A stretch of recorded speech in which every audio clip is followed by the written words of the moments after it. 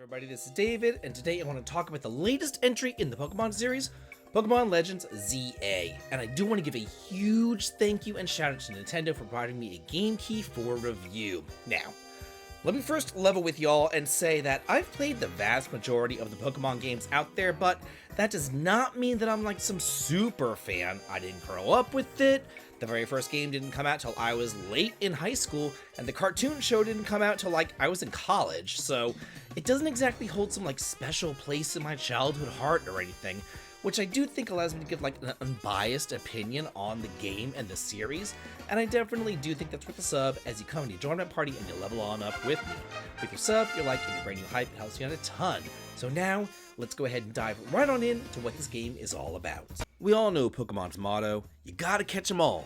But I'm just here to say that if you've played one Pokemon, you've kind of played them all. We all know what this game is about. You go on through, you go up the ranks, you catch a whole bunch of Pokemon, and you save the world! Except not really this time, because it just takes place in one city, Lumiose City, so you're not exactly saving the world, and you can't leave this place. You can't escape. You can't even go indoors. Yeah, there's no shops, no houses, and barely anybody really to speak to either. Like, for taking place in one city, where are all the NPCs? But anyway, I'm kind of getting ahead of myself. While there is a character creator, there's really nothing that allows you to create like a cool character. So instead, you run around as this uber dork in his capris and Ronald McDonald shoes. I just wish that there was a little bit more variety, though later on you can buy the new clothes and accessories. Thankfully. Anyway, you'll soon meet up with this perky girl who lets you stay at her hotel, but then she forces you to join the ZA Royale, which is a battle tournament to determine the greatest Pokemon trainers in Lumiose City, and anybody who attains the highest rank will be granted a wish. So of course you decide to join, and then they download the app as well as the Pokedex onto your telephone, and you're ready to roll.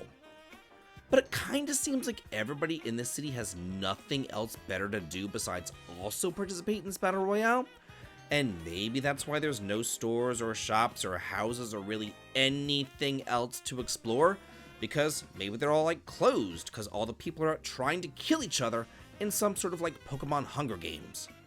During the day, you'll be able to go out and explore the city at your leisure, checking out wild zones and moving the plot along, while at night, you'll be able to participate in the battle royale, fighting off Pokemon trainers and earning points in order to move up to the next rank. You of course start at rank Z, and you need to make your way up to rank A, so you've got a long road ahead of you. The battling is really neat though, and definitely a highlight of the game. While it was super turn-based in all of the games that I used to play back on the Game Boy and Game Boy Color and Advance and the DS and all that kind of stuff, it then went super action-y over in Arceus Legends a couple of years back. Here though, they seem to have like decided on some sort of hybrid between action and turn-based, which at the end of the day ends up leaning much more towards turn-based than anything else. Basically, you run around these wild zones where Pokemon run freely, and then use your D-pad to choose and summon which Pokemon you want to take part in battle. Then, you choose their attacks with the face keys. Something different though is that you can use each ability as many times as you want. They do not have a limit. Instead, they all work on a cooldown timer, and some abilities will take longer to cool down than others. This is kind of genius though, as it really does encourage you to use other, more esoteric abilities, things like buffs and debuffs, rather than just always attacking all the time, which is all that I really used to do in the turn-based games, so that's a pretty sweet addition. There's also a large map of the city, showing you where to go, where to battle, and wild zones are, and then fast travel is unlocked after about an hour or so of play. However, there is no minimap, which kinda sucks, because the city is quite literally laid out like one of those circular mazes that you used to do those activity books back in the day. Y'all know what I'm talking about. So it would be nice to have a minimap. And just like those circular mazes, I really do feel like the walls of the city are just there to be barriers, walls in a maze, to keep you hemmed into the hallway.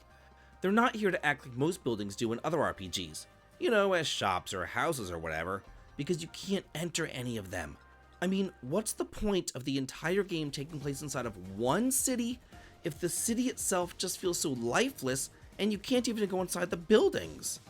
One of the reasons why the Crossbell arc of the Trail series is so beloved is because of just how alive Crossbell really feels.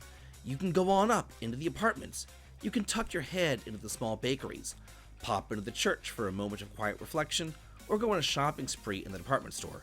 There's tons of stuff to do. Here, not so much. They're just barriers with painted on doors that you can't interact with in any other way. And that is just terrible. And it brings me to my biggest gripe with the game. The city itself feels so hemmed in, walled in, lifeless, and drab, and yet you can't leave it. You're stuck there. Whenever Nintendo first talked about the wild areas, I was actually thinking, okay, it's gonna be like a real wild area. Maybe it'll be like some sort of underwater lake thing, or a tropical area, where you get to climb a mountain, or go through a snowy area, or a scorching desert. I don't know how they would explain it in game, and honestly, I really don't care how they would explain it. All I wanted was different biomes and different environments to explore with different Pokemon in it. But instead, the whole wild area thing is basically like some cordoned off alleyway with dumpsters and parked cars, or like some tiny park that's still inside the city, and it just sucks. There's no real variety to be had at all, which is such a downgrade from pretty much every single other Pokemon game that I've ever played, including the original game on the original Game Boy. Why can't we explore a whole world anymore? Why do all these RPGs lately kind of have like this slice of life thing that takes place in one little tiny area rather than giving you a vast world to explore? I feel like every single RPG that we ever got up until somewhere around the PS2 age were world-spanning epics. They let you go everywhere. They give you a world map and boats and airships and everything. But now, they all seem to want to keep you in one specific area. Maybe that's a high school, or it's a hub town with a dungeon attached, or an island that you've washed up on, or some weirdo twisted version of Tokyo. But all I really want are my world-spanning epic RPGs back. Is that really too much to ask? After about 5 or so hours, you'll have the entire town fully explored, and then it just becomes more of the same. Again, I felt like I was stuck in a prison and I couldn't escape from it. Yeah, you can go up to the rooftops and jump around, but that's it. And that's not exactly the variety that I'm looking for either, because at the end of the day, each rooftop feels like the last rooftop, except there might be a different treasure up there or a different Pokemon, when what I really wanted to do was be climbing a mountain, finding some ice-type Pokemon, then stumbling across a cave filled with treasure and some rock-type Pokemon, and then maybe diving deeper on into the cave to find a volcanic section and some fire Pokemon. That is what I play these games for, the thrill of exploration. I mean, if I want to feel trapped inside of a city where I have to check my cell phone every 5 seconds, I have real life for that. I don't need it in a game, and I don't need my cell phone telling me what to do either. I play games to escape from reality. I don't want somebody calling up my cell phone, and I don't want to be downloading an app in a game. I want to be swinging on vines through a jungle and finding grass-type Pokemon, and then diving into a river for water-type Pokemon. Not climbing a ladder to a rooftop that looks like a carbon copy of the last rooftop that I just climbed up. I guess I just don't understand how they went so backwards here. In Legends Arceus, you had a whole world to explore, but here, you're just so restricted. Not to mention the voice acting situation, or lack thereof. I mean, I play like the most niche of the niche RPGs that there are, and even those have voice acting. Yeah, it might be in Japanese, but at least it's voice acting. So there's really no excuse for Pokemon to still not have it in this day and age. It's just ridiculous. So I guess at the end of the day, what I'm really trying to say here is that this Pokemon game just wasn't for me. And I guess the question that you need to answer for yourself is that a deal breaker for you? Is this a Pokemon game for you? So now I'd like to hear your thoughts down below in the comments. What do you feel about this new direction that Pokemon is taking? What do you feel about being trapped and hemmed inside of one city rather than being able to explore the entire world?